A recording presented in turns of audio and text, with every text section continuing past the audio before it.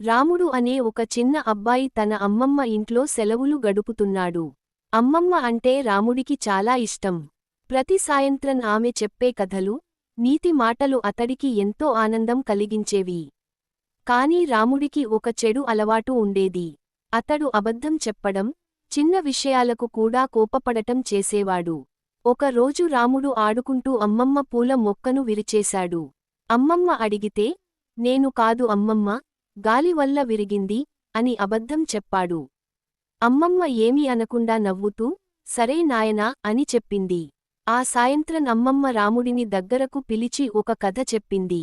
ఒక ఊరిలో ఒక గొర్రెల కాపరి ఉండేవాడు. అతడు సరదాగా, పులి వచ్చింది అని అబద్ధంగా అరుచేవాడు. ఊరివాళ్లు పరుగెత్తుకుంటూ వచ్చేవారు. చివరికి నిజంగా పులి వచ్చినప్పుడు ఎవరూ నమ్మలేదు.